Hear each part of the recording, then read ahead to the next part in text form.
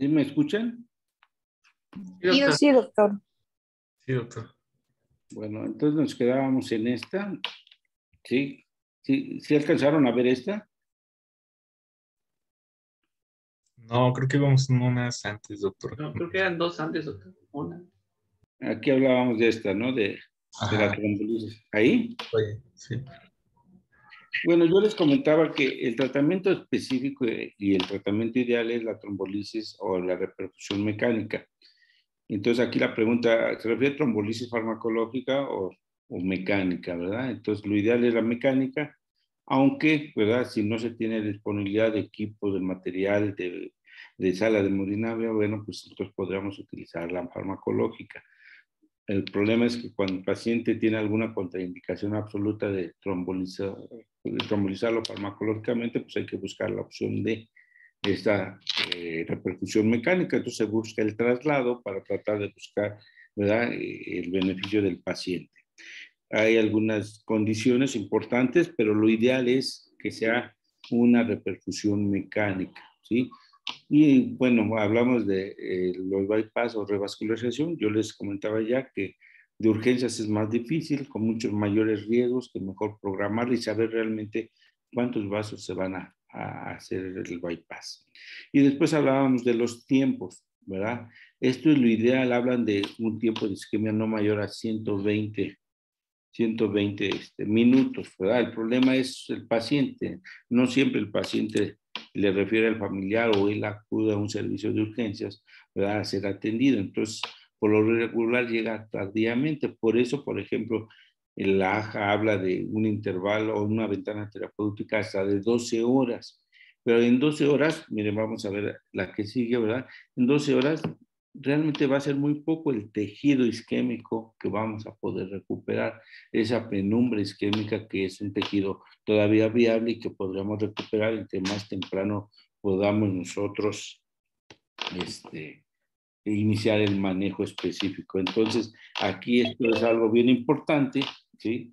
Y bueno, también se hablaba de iniciar una trombolisis farmacológica, pero hospitalaria. El problema es, pues, no se tiene el recurso, ¿verdad? Son muy pocos los países que realmente lo usan, y más ahora que desde el 2010 para la fecha, ¿verdad? Lo ideal es que hagan una repercusión de tipo mecánica. Entonces, por eso, pues es importante conocer, ¿verdad?, algunos tipos de ventanas terapéuticas. ¿Qué es lo que tenemos que ver? Entonces, se dice que el inicio del dolor a iniciar la trombolisis no deben pasar más allá de 4 a 6 horas, ¿sí? Y lo que le hablan, ¿verdad? El inicio del dolor y, ¿verdad?, la llegada de la atención prehospitalaria deben ser 15 minutos. O sea, no siempre sucede, y menos, por ejemplo, en nuestra gran ciudad de México, ¿verdad? El traslado del servicio de urgencia a alguna unidad, ¿verdad?, hospitalaria, hablan de 15 minutos. Pues tampoco se da ahí, ¿sí? Y algo bien importante, le llaman, ¿verdad?, una ventana terapéutica, puerta aguja. ¿Qué es eso? Desde que el paciente llega al hospital hasta que se inicia la trombolisis farmacológica, no deben de pasar más allá de 30 minutos. O sea, en 30 minutos debemos de hacer un pequeño interrogatorio, canalizar una vena, ¿verdad?, tomar el electrocardiograma, una placa de tórax, ver si el paciente es candidato o no a trombolisis farmacológica, ¿verdad? Y la otra ventana terapéutica le llaman puerta balón. Es lo mismo, de que llega el paciente a la puerta del hospital a que inicia el procedimiento de intervención coronaria percutánea, ¿sí? Porque hablamos de una angioplastía, ¿verdad?, de un catéter con un balón.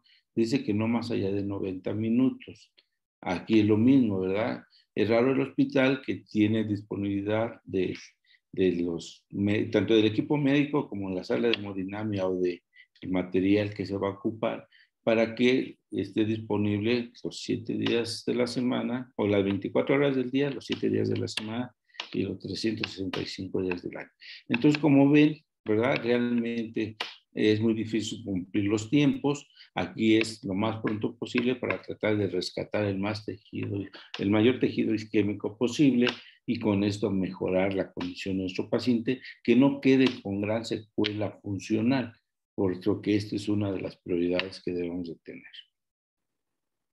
Es una cadena de supervivencia, ¿verdad? Del paciente con síndrome coronario agudo. Ya le había mostrado a sus compañeros. Inicia el dolor, ¿sí? Se solicita el sistema de emergencia o se activa el sistema médico de emergencia. Llega el sistema médico de emergencia.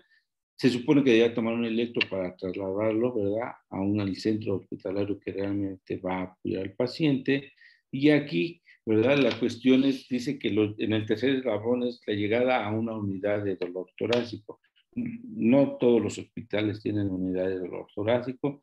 Últimamente ha habido un poco de estar de moda, ¿verdad? Que haya dentro de los servicios de urgencias una área específica que le llaman para código infarto, ¿verdad? Para tomar el electro, para valorar y que se haga o no el procedimiento, sobre todo de trombolisis farmacológica. Entonces, pero bueno, es una buena guía que debemos de tomar en cuenta, ¿verdad? Es sobre todo esto último que dice tratamiento rápido, ¿sí? Esto es algo bien, bien importante, como todo, igual que las arritmias, entre más rápido identificamos el problema e iniciemos el manejo, ¿verdad? Mejor le va a ir a nuestro paciente.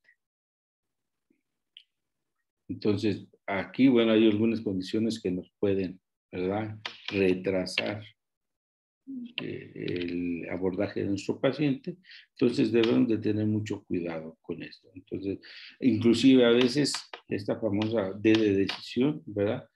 A veces tenemos dudas y entonces mientras buscamos al experto, en este caso al cardiólogo, bueno, es algo que no debe pasar. Nosotros debemos estar preparados para identificar adecuadamente a un paciente de alto riesgo y que va a requerir un tratamiento específico, ¿sí?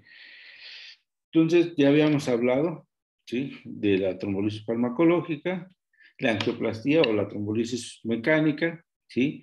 La primaria es, en cuanto llega el paciente, a ambos síndromes coronarios, tanto con o sin elevación del segmento ST, esa es la indicación.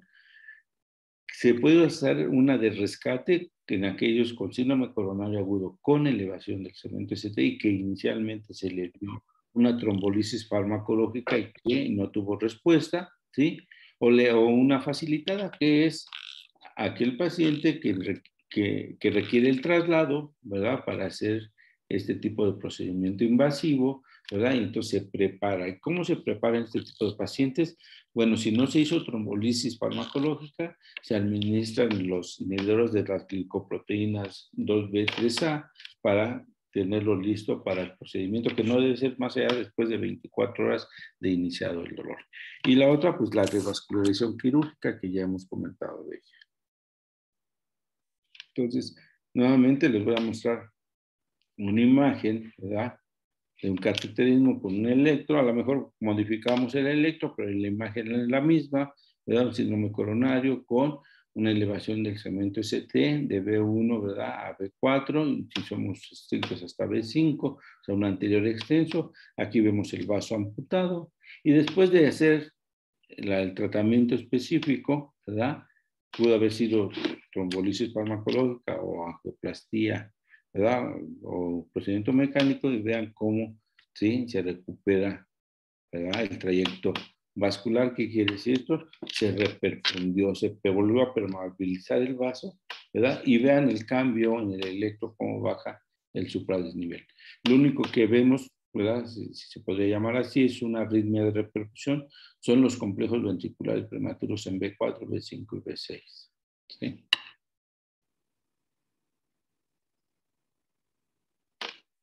Muy bien. Bueno, esto ya lo habíamos comentado, ¿verdad?, que la angioplastía con su colocación de su stent o su malla, y acuérdense que ese stent le llaman farmacológico porque va liberando sustancias vasodilatadoras, ¿sí? Entonces, sería esto, ¿sí?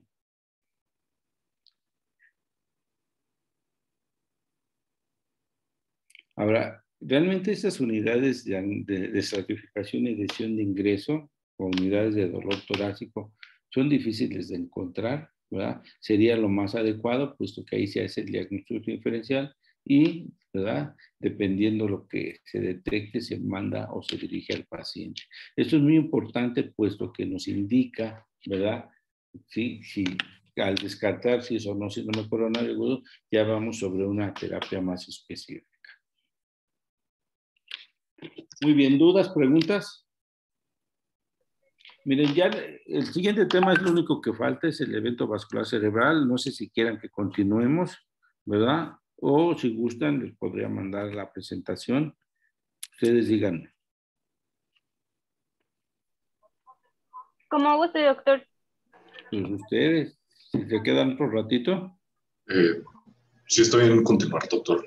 Yo Bueno. todavía tengo tiempo.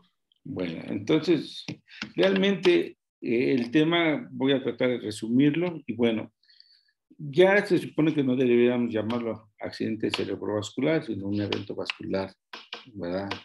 O cerebral como tal. Bueno, aquí lo importante es que así como en el síndrome coronario agudo, el tiempo importa, ¿verdad? Debemos de rescatar la mayor cantidad de tejido viable y con esto limitar los daños o secuelas que pueda tener nuestro paciente. Entonces, lo podemos clasificar en dos grandes grupos, que es uno hemorrágico, que puede presentarse como hemorragia intraparenquimatosa o como hemorragia saracnoidea. Todo depende, ¿verdad?, que tengamos. Aquí tenemos las imágenes de una hemorragia saracnoidea según la clasificación de Fisher, ¿verdad?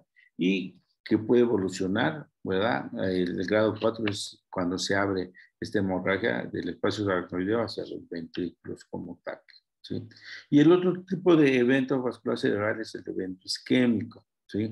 Este isquémico puede ser por trombolisis, por embolismo, por hipoperfusión. Esa hipoperfusión es cuando, por ejemplo, bajamos súbitamente la presión arterial, ¿verdad?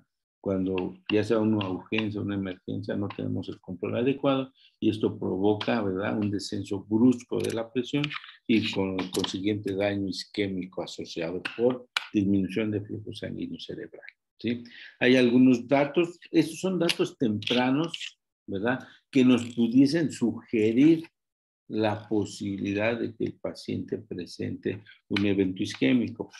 Se dice que el cambio hacia, ¿verdad?, el hallazgo tomográfico específico, como vemos en la imagen del lado derecho, ¿verdad?, sería entre 4 y 6 horas, ¿sí? O sea, se tarda un poco de tiempo y nuestra ventana terapéutica es de 3 a 4.5 horas, ¿sí? Entonces, yo hablaba, ¿verdad?, la vez que se presentó el tema de algunos cambios como es la pérdida, ¿verdad?, de la diferenciación entre la sustancia blanca y la sustancia gris. Y aquí hay otro bien importante que vamos a ver. Permítame tantito. En las imágenes superiores, ahí ve que hablan, ¿verdad? Ahí se ve, ¿verdad?, el trazado de la arteria cerebral media. Es la hiperdensidad de la arteria cerebral. Eso nos sugiere, ¿verdad? Eso es un signo temprano de un evento isquémico o de que un paciente va a estar evolucionando un infarto cerebral. Entonces, esto, ¿verdad?, se puede presentar desde los primeros 30 minutos en adelante aproximadamente. Entonces, una tomografía tomada a la hora, a las 2 horas, que muestre esto, más el dato clínico que llegue a presentar el paciente, eso nos indicaría la posibilidad de un evento embólico o trombótico, o sea, un evento isquémico, y por lo tanto nos podría dirigir al tratamiento de elección que sería, ¿verdad?, la trombolisis farmacológica. Factores de riesgo, realmente, ¿verdad?, igual que en el síndrome coronario agudo, tenemos, ¿verdad?, diferentes, ¿sí? Aquí, nuevamente insisto, sobre todo en los modificables, donde nosotros tenemos que actuar y tratar de controlar para evitar que nuestro paciente evolucione a esto, ¿sí? Es algo que no se nos debe olvidar, sobre todo siendo médicos de primer contacto, ¿sí? Ahora, un evento isquémico transitorio, ¿sí?, realmente en un tiempo, ¿verdad?, se tomó como algo sin mayor importancia, pero ya últimamente se ha visto y ya entra dentro de la clasificación de un evento vascular cerebral. ¿Qué es esto, verdad? Un paciente con un evento isquémico transitorio, que es un déficit neurológico que no dura más allá de 24 horas, ¿sí?, con una recuperación prácticamente íntegra, ¿verdad? ¿Sí? Es un paciente que ya tuvo un evento vascular cerebral, ya se le considera, y que con alto riesgo de evolucionar a un evento vascular cerebral aún más severo, o sea, a realmente tener una zona de infarto muy severa. Entonces, esto es algo que debemos de tener muy en cuenta y no dejarlo, ¿sí? Clínicamente hay diferentes formas de presentarse, ¿sí? Una asimetría facial, pérdida súbita del estado de alerta, alteraciones, ¿verdad?, del estado de conciencia propiamente, deterioro de la agudeza visual, alteraciones motoras, sobre todo de extremidades. Por ejemplo, la hemorragia subaracnoidea se caracteriza mucho por una cefalea intensa de difícil control. Bueno, aquí también hay una cadena de supervivencia que puede ser guiarnos, ¿verdad? Donde el familiar tiene o juega un factor muy importante, ya que es el que puede identificar tempranamente y llevar al paciente para que entre dentro de la ventana terapéutica de 3 a 4.5 horas. Miren, en la práctica que tenemos y la experiencia que llegamos a tener, hemos visto que a veces el paciente llega casi, en ocasión, hasta más de 12 horas de evolución. Son pacientes que pues, prácticamente ya nada más es un tratamiento de sostén, un tratamiento de evitar que evolucione más el daño, pero ya sin recuperación propiamente o sin un tratamiento específico. Entonces, aquí es muy importante, ¿verdad?, investigar desde qué momento empezó la alteración neurológica, ¿verdad? ¿Cuándo fue ahora sí que el último momento en que lo vio normal al paciente? Porque eso es un dato muy específico. A veces llega el familiar y dice, bueno, es que le di de cenar, lo acosté y ahorita en la mañana que voy y le hablo, no me responde, ¿verdad? Y no necesariamente se trata de hipoglicemia. Entonces, ¿cuándo fue el evento? Pues no sabemos. O el paciente se levanta, va al baño en la noche y ahí sufre el deterioro neurológico, ¿verdad? Pero igual el familiar no se da cuenta hasta el otro día. Entonces, por eso es importante, ¿verdad?, que los familiares sepan identificar el inicio de esta sintomatología. Entonces, se detecta el evento, se activa el sistema médico de emergencia para que se mande a los paramédicos, ¿verdad? Llegan los paramédicos, valoran al paciente y lo trasladan al hospital donde realmente le vaya a ser atendido y sobre todo que le den la opción de un manejo específico, sobre todo si va en tiempos de ventana terapéutica adecuada, ¿sí? Y aquí ya en el hospital, pues hacer una adecuada valoración, ¿verdad? Y ya teniendo incluso el estudio tomográfico para saber si todavía el paciente es o no candidato, ¿verdad?, a trombolisis, sobre todo si hablábamos de un evento isquémico. Miren, los eventos hemorrágicos tienen una evolución muy rápida, o sea, un deterioro rostro-caudal muy rápido. Son pacientes que desde que llegan al hospital no pasan más allá de 2-4 horas, ya requirieron vía aérea definitiva, ventilación mecánica, en fin. Entonces, en cambio, el paciente isquémico, ¿verdad?, o con infarto cerebral, es un paciente que sí tiene el deterioro, pero que no es con una evolución tan rápida como lo que sería el paciente con un evento hemorrágico. Y entonces tenemos diferentes escalas que podemos utilizar, por ejemplo, la de Reich, que hablan de una puntuación de 0 a 9, mayores de 5 ya es con alto riesgo de la oclusión de un gran vaso, ¿sí?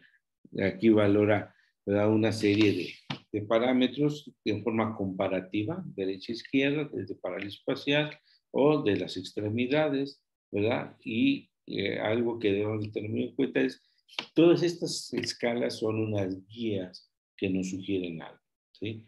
¿Qué otras escalas podremos tener? La de Los Ángeles, por ejemplo, ¿verdad? ¿Sí? Esta realmente es algo muy sencillo, ¿sí?, que no tiene mayor alteración, pero donde se fijan debemos de descartar si el paciente, ¿verdad?, no puede estar presentando o presentó una convulsión o una alteración de la glucosa, sobre todo la hipoglucemia, ¿sí? También tenemos otra escala, que es la de Cincinnati, que es la que usa la AJA como tal, que usa 3 parámetros y con uno de ellos ya es sugestivo de un evento vascular cerebral, que sería la simetría parcial, ¿verdad?, la alteración motora y la alteración en el lenguaje.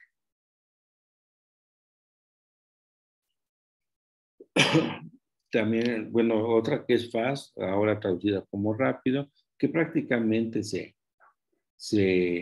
basa en la de Cincinnati y lo último que le diga, el tiempo que es llamar rápidamente o activar el sistema médico de emergencia o llevar a nuestro paciente al hospital lo más rápido posible, ¿sí? También está la canadiense. Aquí el único problema de las escalas es que en este tipo de pacientes, como sabemos que que tiempo es igual a cerebro, ¿verdad? Entonces debemos de usar las más simples, las que sea más fácil de utilizar. aquellas que son muy complicadas, ¿verdad? Realmente la podemos utilizar como, por ejemplo, la de NISH, que es la de los institutos de neuro, ¿sí?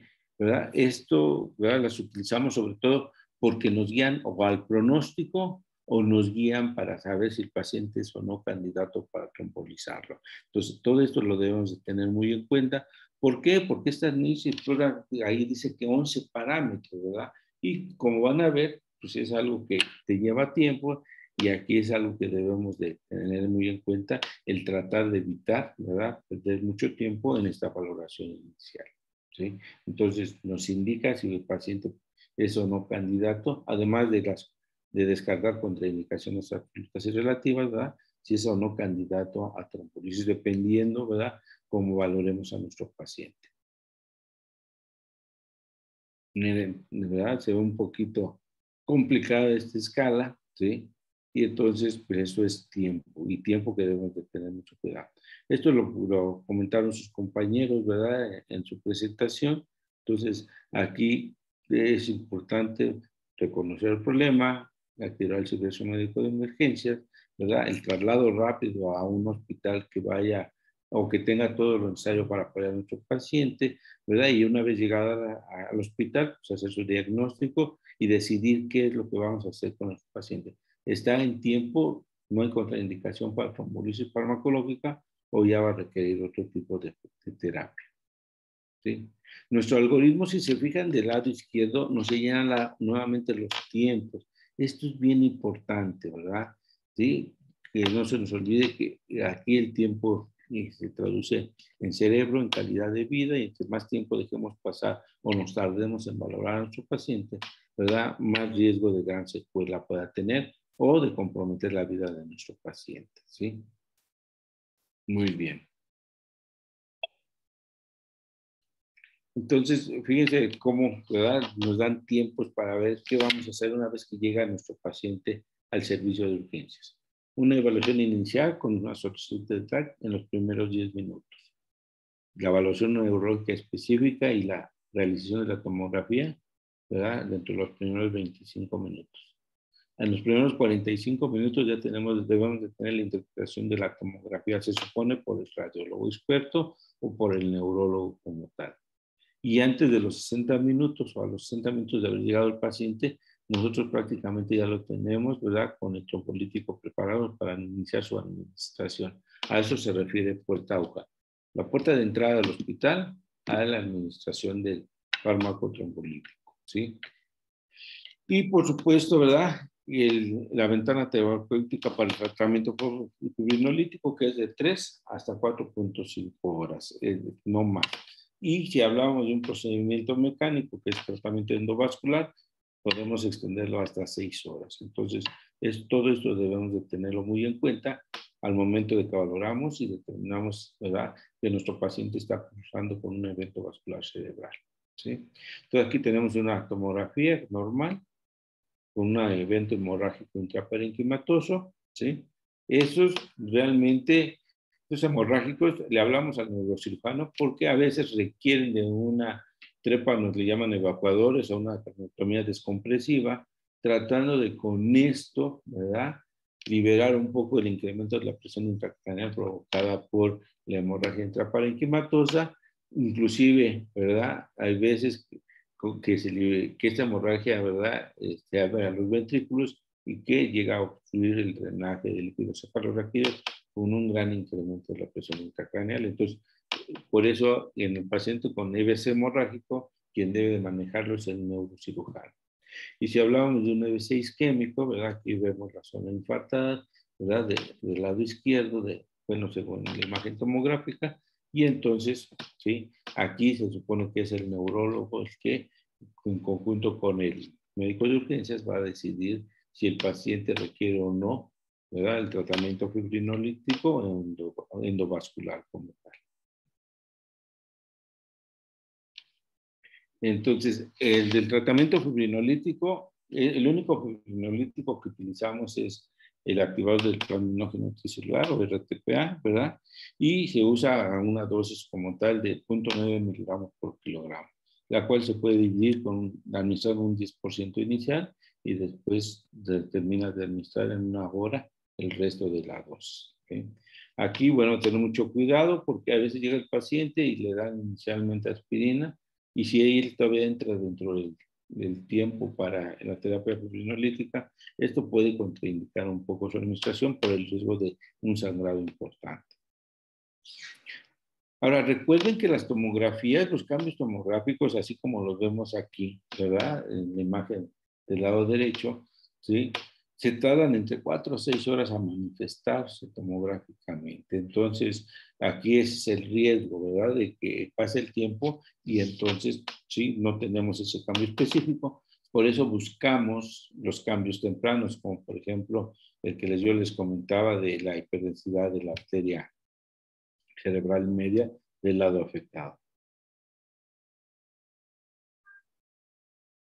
Hay algunos criterios de inclusión, ¿verdad? Y por supuesto los de exclusión, sobre todo los de exclusión, pues hablan de pacientes mayores a 80 años, ¿sí?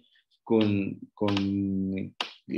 calificación de escala de NISH por arriba de 25 puntos, o sea, con un gran deterioro neurológico, o que están usando anticoagulantes porque tienen una fibrilación auricular y lo usan con manejo profiláctico que al final no funcionó. O sea, son criterios que debemos de tener muy en cuenta para no exponer de más a nuestro paciente. ¿Sí? Entonces, nuevamente. Ahora, igual existe la posibilidad que los pacientes, ¿verdad?, sean asociados a una crisis hipertensiva o que en forma secundaria al evento isquémico cerebral, ¿verdad?, por situación de estrés el paciente llegue con hipertensión.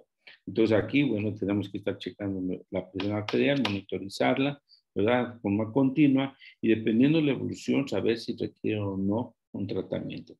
Igual a veces se vuelve una contraindicación para el tratamiento fibrinolítico, entonces cuando es eso, entonces sí debemos de iniciar un tratamiento endovenoso para tratar de controlar esa hipertensión y con eso darle tiempo o la opción de manejo más bien de tratamiento fibrinolítico a nuestro paciente. Esto es algo bien importante y que debemos de decidir dependiendo de la condición que tenga nuestro paciente o de sus características. Y la terapia endovascular, que bueno, igual que en el cateterismo o en la intervención coronaria percutánea, pues iguales debemos de tener el equipo médico, el equipo, la sala, ¿verdad?, como tal, y lo que es el material. Entonces, a veces la disponibilidad es lo que nos impide hacer este tipo de procedimientos. Entonces, estas salas son bien importantes, mantenerlas disponibles para tratar de, realmente, si no es candidato a terapia fibrinolítica, ¿verdad?, y darle la alternativa de lo que es la terapia endovascular. Muy bien, ¿dudas, preguntas? No, creo que no, doctor, todo estuvo perfecto. Sí, todo quedó claro, doctor. Faltó lo de crisis hipertensiva, pero eso se supone que lo vimos el lunes, ¿verdad? Eso lo tienen reciente, ¿sí? Entonces no habría tanto problema. Miren, esto que dice William Osler es lo que nos está pasando, bueno, que se está pasando a ustedes ahorita.